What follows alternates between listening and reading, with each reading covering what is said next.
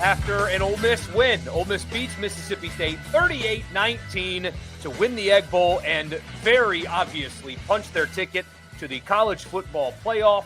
And there should be, and there will be, and guys, we will defend for whatever it's worth to the death that Ole Miss should be hosting a playoff game as well with their 11th win, regardless of what happens after that. A dominating win over Mississippi State.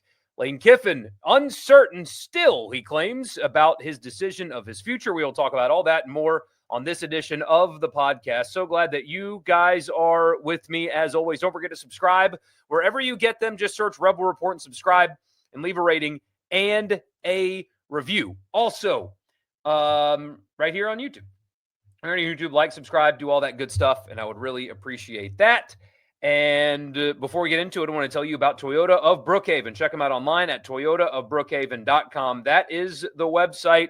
They're off of Exit 40 in Brookhaven. If you go, tell them I sent you. They'll give you $1,000 off on me. $1,000 off on me if you just simply tell them that I sent you. They have in-house financing, outstanding service department.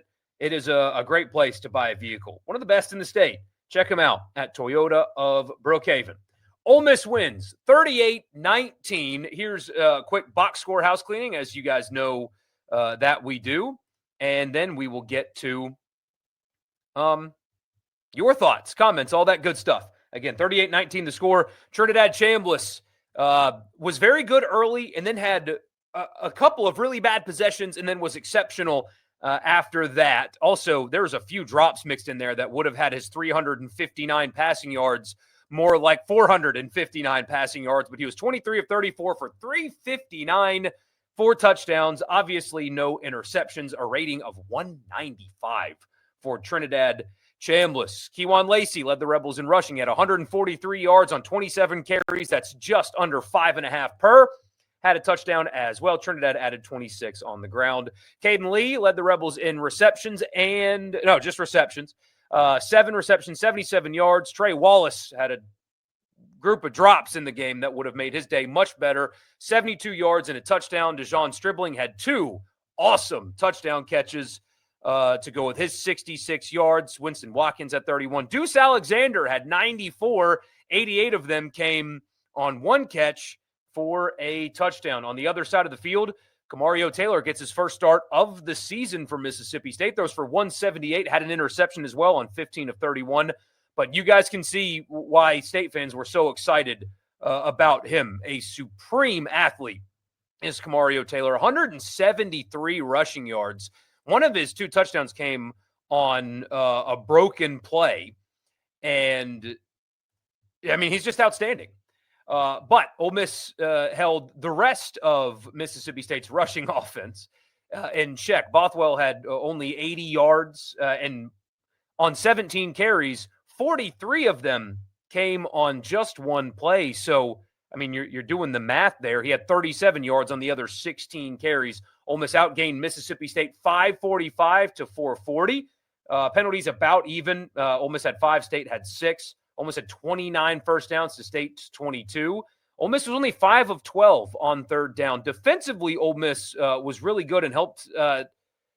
Early State moved the ball up and down the field, but Ole Miss got a lot of stops early to counter Mississippi State getting stops on the Ole Miss offense. And, that is your box score, 38-19, Ole Miss a winner over Mississippi State. I want to start here before we get to your comments, because you guys know me. I'm fan first. I'm always fan first. I always will be.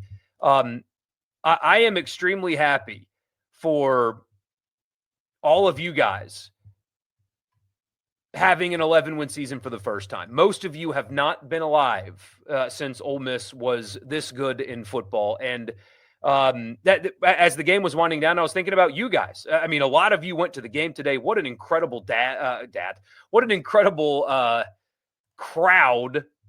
I'm sitting here reading a tweet about Lane Kiffin talking about his dad in the press conference, and what an incredible dad, which I assume certainly sounds like Monty was, but what an incredible crowd that Ole Miss brought to Mississippi State today. But that is the first thing I thought about, is how happy I am for all of you. There are so many so many of you that have put in so much time and so much money and so much emotional capital and financial capital into supporting your football team. And a kind of season like the one that you just had is something that you deserve. You deserve it for what you've put in. I'm very, very happy for all of you, for Ole Miss, the institution, but most importantly, I'm very happy for you guys, the fans, for getting to sit back and watch an 11-1 season for the first time in the history of the program. And now you're going to the college football playoff. That is a guarantee. You're going to the college football playoff with this win, regardless of what Lane Kiffin decides to do. Whatever, does not matter. I am very, very happy for you guys, and you deserve this, and you deserve a home playoff game. And what will come with that? I've told you this before. I grew up on Furman football. You guys know that. And my favorite memories as a sports fan is going to see playoff games at Paladin Stadium. And the energy and everything that came with those games was unforgettable. And that was 10,000 people in a small stadium at Furman. What you guys are going to experience with a deserved home playoff game. If Ole Miss gets bumped down, I don't think they will. I really don't think they will, although you shouldn't trust a room filled with people like Hunter Yurachek to make the right decision. It does not matter to me. Ole Miss should be hosting a playoff game, and anybody arguing against that, regardless of what Kiffin does, is a hack. An 11-1 SEC team has earned it. What you guys will experience hosting a playoff game is unlike anything you've ever been to as a sports fan before, and you deserve it. And I'm very excited to be a part of that with you. I mean, we'll do the radio show up there. I think possibly we're definitely doing Friday, the 19th. I guess that would be the date. We could be doing 2 days up there coming up next month. We'll see. I don't know. This is a first time for us as well, but you're going to experience something that you've never experienced as a sports fan before. And yes, I know that the baseball team won a national championship. Your football team going to the playoff is going to feel different, especially when it happens in your stadium, in your town. Unbelievable stuff that you are about to experience. So really, really happy for you. Obviously happy for the players and the coaches as well. And a great performance today. I know that's not a particularly great Mississippi State team. They've especially fallen off lately. Ole Miss did dominate the game. But, I mean, they weren't distracted. And Kiffin talked about it in the postgame. I'm sure you guys are going to see the quotes. That team navigated adversity so well all season long. And the game got weird there for a little while as well. And they just never blinked at any point. There was so much going on, so much noise, self-inflicted from the head coach anyway, but so much noise. And they just locked in and they played well. And credit goes to Kiffin and his staff for having a really quality game plan, having to try to scout and plan for a quarterback that is super talented, that has not really put anything on film this year, and having to kind of do that on the fly. They played so well and won a rivalry game in complete comfort and in true dominating fashion. And that's been a theme for them all season long, is just if one thing went wrong, they bounced back and recovered.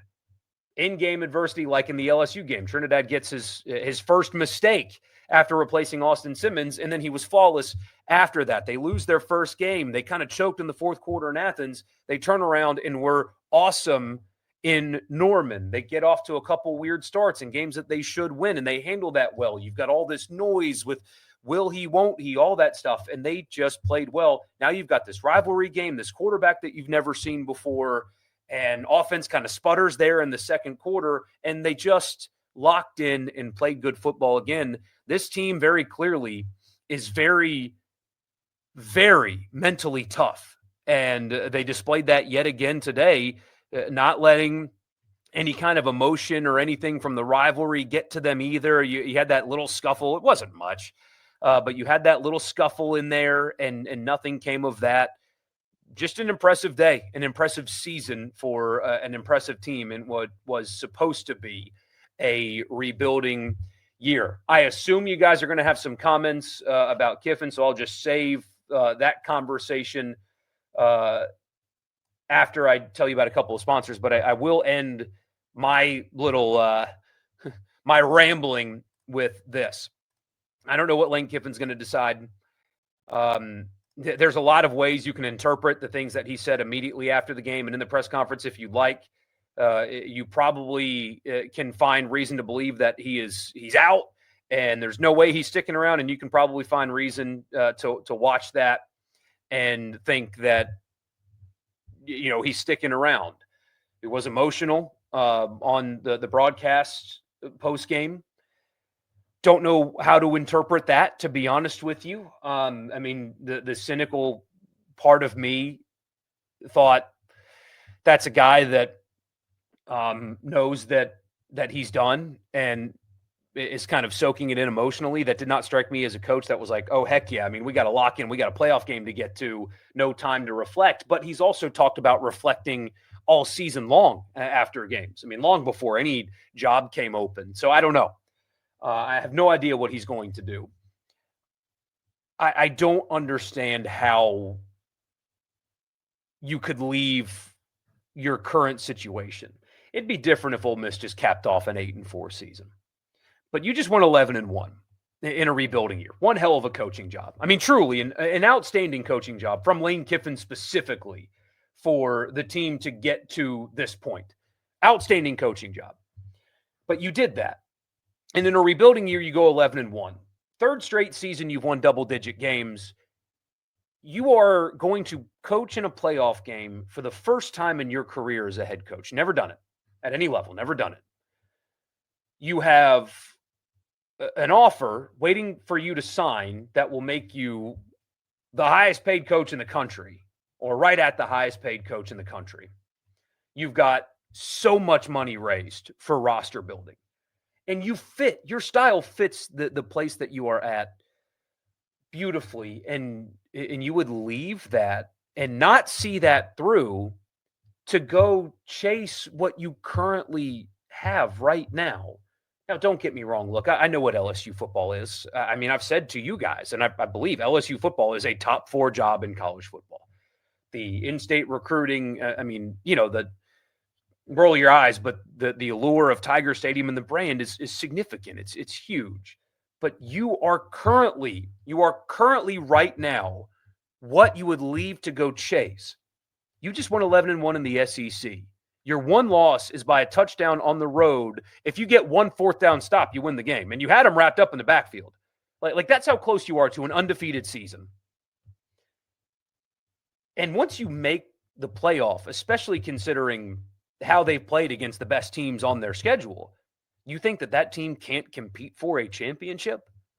That's where you are. You have gotten to this point for the first time in your career. You have been on this upward trajectory as a coach at this institution to get to that part or to that spot. And once you've gotten there, you're going to leave it before you can see it through.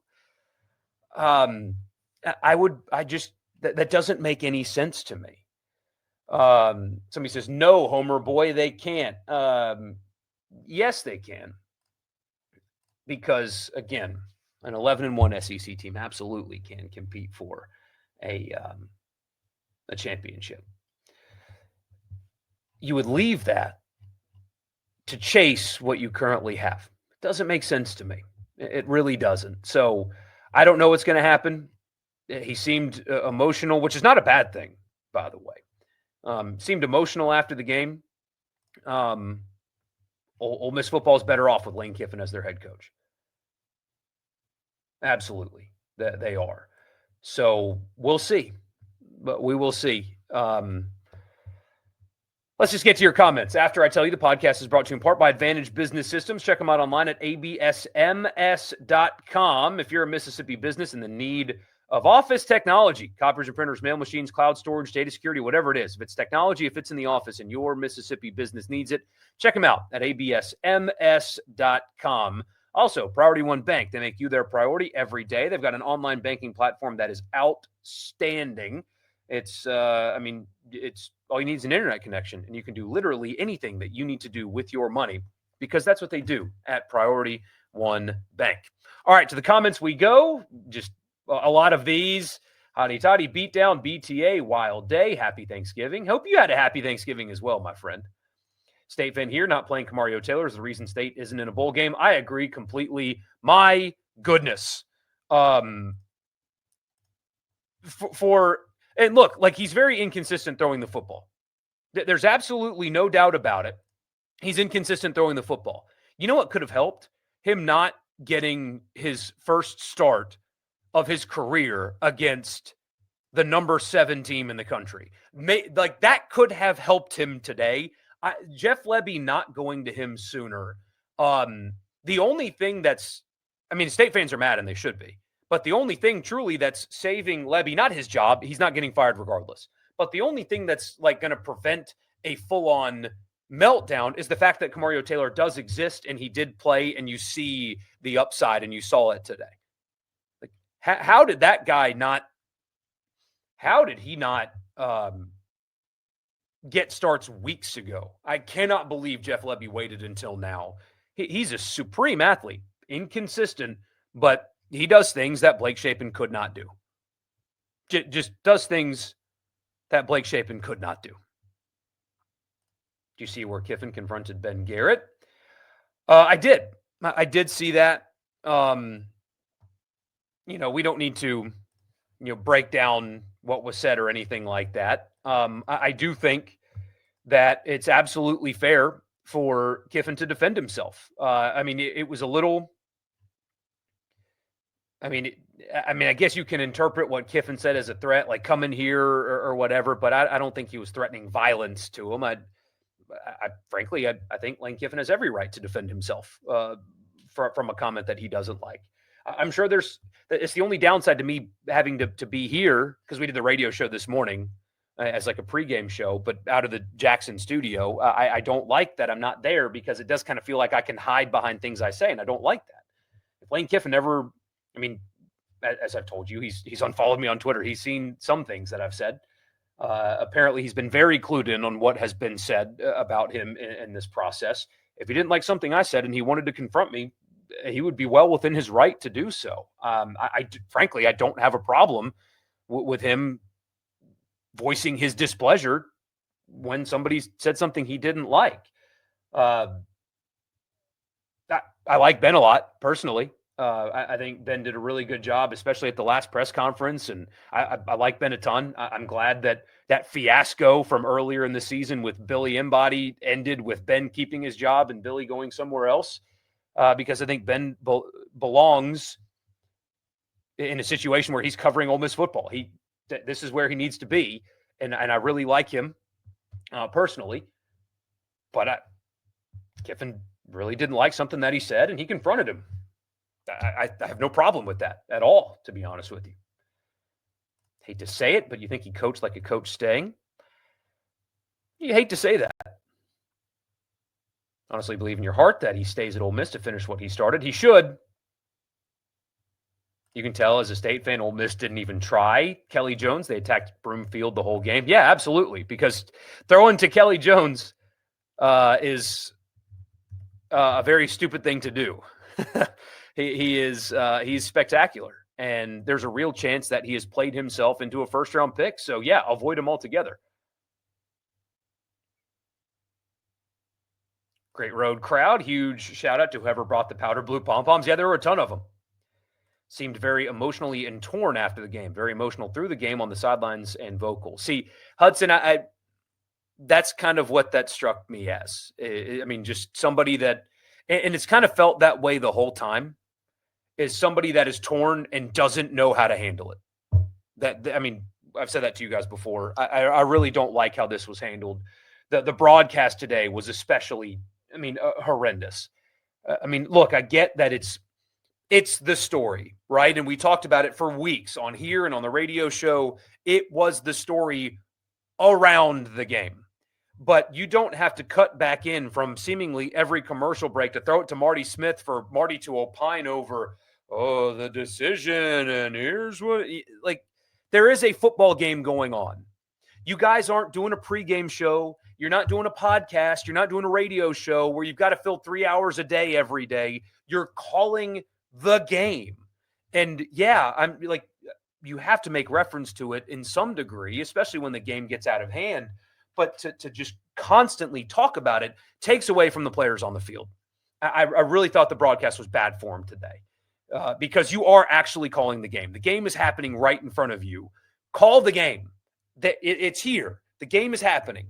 Call the game. I didn't like that at all today. I thought it was too much. It was way too much today.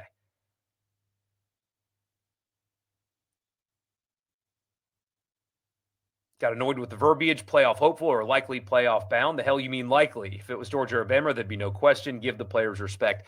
I think it's just as simple as when it's 99.9%.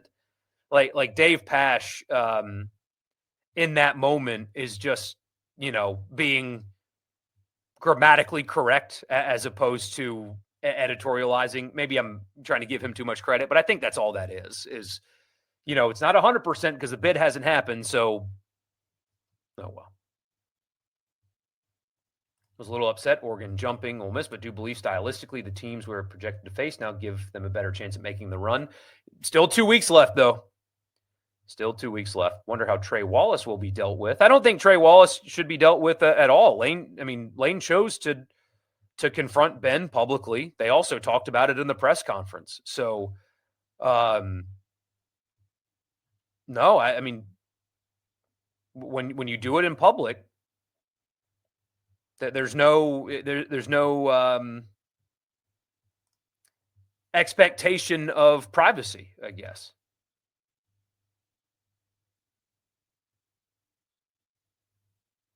Ben was the voice this past week and asked what the fans wanted and deserved to know. Very obvious that Lane watches what we say. The deadline has worn on him at his level. He can't lash out.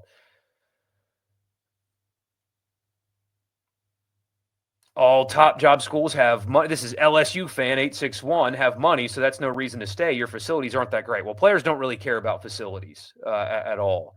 The point is, LSU fan 861, you are currently right now an 11-1 playoff team. Right now, that's what you are. You would leave to go chase that somewhere else, but you have gotten to a point that you've never gotten to in your life, and you would leave that. That doesn't make sense. I'm not comparing jobs. I'm comparing situations. You got to think in a nuanced way a little bit. You cannot. I mean, you can because it might happen. I can't wrap my mind around the possibility of leaving a situation that you created for the first time in your life. I can't wrap my mind around leaving that.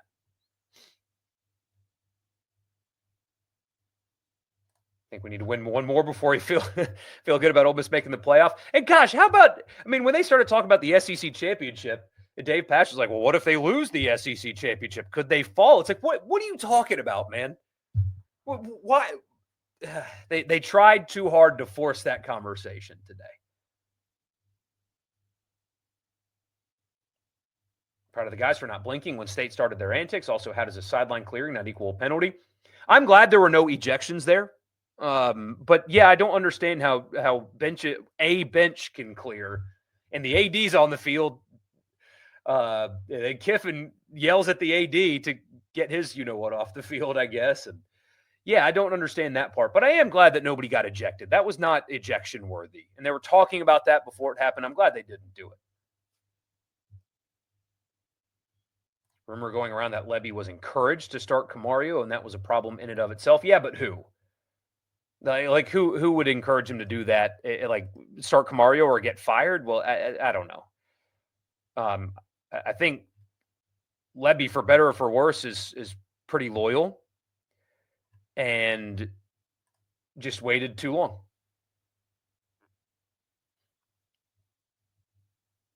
Taylor's built like a brick wall, and man, he's fast too. How many sack opportunities did Ole Miss have that he just ran through? It's a special athlete. Should we make anything out of the somewhat disregarded congratulations from Kiffin to Alexander? Elaborate. It did kind of feel to me like the players were not as interactive with him as they've been, but that's probably me like looking for something that's not there and seeing it. It's like when, you have ghost hunters, right? And they go to these haunted houses.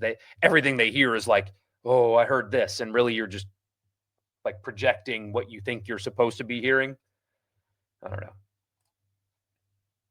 What do you feel like at this moment Lane will do? I mean, I have no idea. I don't know how you step away from a playoff team. So the three-peat feels so good. State chaining LSU and playing should I stay or should I go is all you need to know about the separation between the two programs, especially when you're doing the should I stay or should I go at a spot in a game when you are down by 19 points. Any chance Ole Miss is reconsidered letting him coach it out? I sure hope not. I would be shocked beyond measure. I mean, I don't know why some people, and they even talked about it on the broadcast today. I don't know why some people can't wrap their minds around, one, Ole Miss and LSU are rivals. And if LSU tries to tell you that it's not a rival, they've stormed the field a couple of times very recently after beating Ole Miss. That's what rivals do. But no, I don't think that they've reconsidered it. You cannot allow a coach in your facility while he's building a new staff for your rival, while he's going through signing day with your rival, while they're tampering for players when the portal opens for your rival. It is, I mean, frankly, it's unfair to the current roster to have a coach, as they're trying to win a championship, because that's what they're trying to do. An 11-1 team in the playoff is trying to win a championship. To have their coach focused on building for a rival in your own conference. You can't allow those two things to exist with each other. You cannot allow those two things to exist with each other. It's wildly, wildly unfair to the players to expect that will be okay. I just simply don't agree. And very few people will. But some will. State is now irrelevant. They'll be seen as an afterthought anytime they both give an offer to a recruit. They are greatly improved from last year. They will be better next year as well. Don't diss them. But here's the problem, though, that they're facing is, you've got this quarterback. He's going to get tampered with. I don't think he's going anywhere. He's from 30 miles down the road. But you're going to have to pay up to keep him. And defensive players are very expensive, and fewer players are hitting the portal, and high school recruiting is not going well for them right now. They're in a tough spot. I assume Jeff Lebby's going to have to make a change at defensive coordinator. I don't think you can continue like this much further, but they have a pretty big talent hole on defense, and that's going to cost a lot of money to get out. They've won one SEC game in 2 years, and it's against an Arkansas team that's about to go 2-10.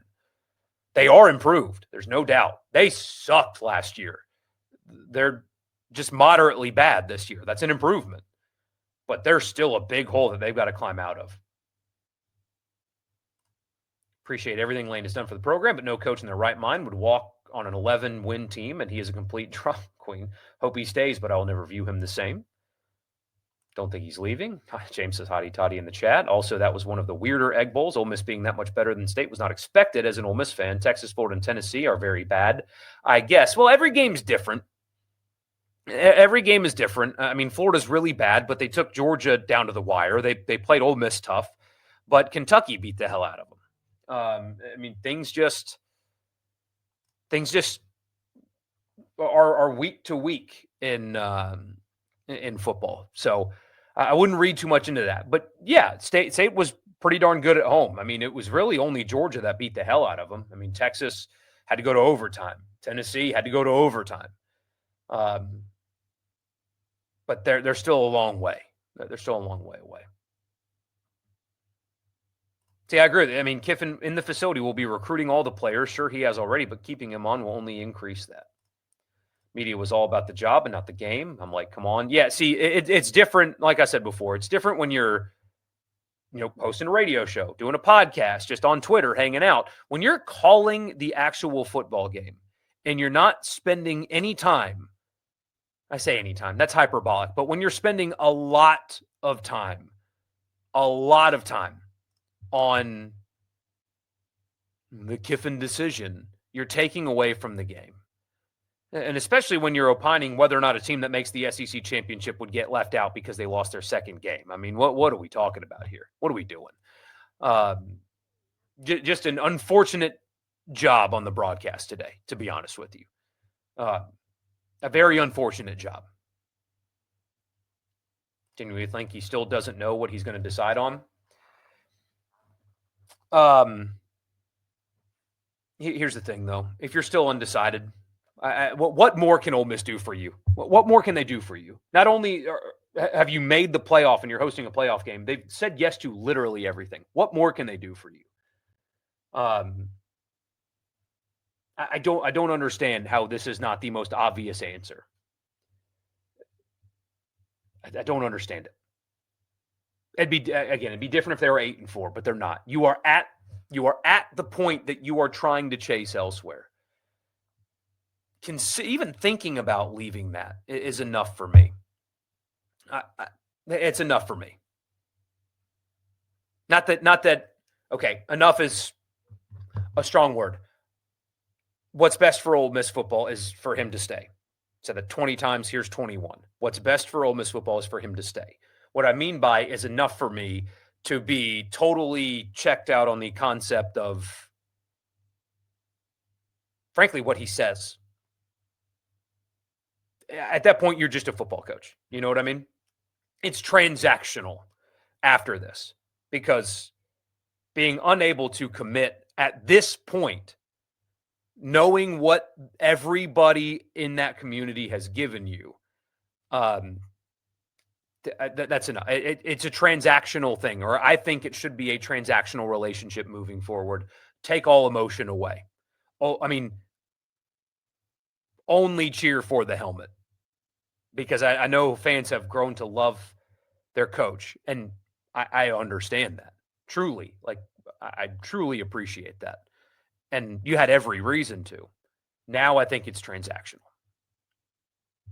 because at this point, if you're still truly undecided, you're just a football coach to me. That's just my opinion. You are free to disagree. I hope you guys pour a big, strong glass of bourbon tonight, kick back and watch football, and just celebrate, because you've earned that. And look, I know here I am talking about Kiffin again, but you can't escape it. You cannot escape it. And I hope you can today. Pour yourself a bourbon or whatever your drink of choice is, whether it be alcoholic or not. Sit on the back porch, light a fire, watch the Texas A&M game, and just smile like hell, because you had the best regular season in most of your lifetimes, almost all of your lifetimes. And you've earned this day. Each and every one of you have earned this day. And nobody can ever take this day away from you. And that's where I'll end it. Thank you guys so much for tuning in. We'll be back live on Sunday. Actually, I'll tell you what. Whenever a decision gets announced tomorrow, I will go live as soon as possible. Okay? That is my promise to you. It may not be immediate, but I will go live as soon as possible after we know one way or another tomorrow. All right? So I'll see you guys tomorrow, because we will know one way or another tomorrow, and we'll go live then. So I appreciate you. I really, really appreciate you. Go enjoy your day. Go log off Twitter, log off your message board. Don't talk about Kiffin decisions, nothing. Go watch the highlights from the game and go enjoy yourselves, because you deserve it. And I'll see you guys sometime tomorrow. Y'all have a good night.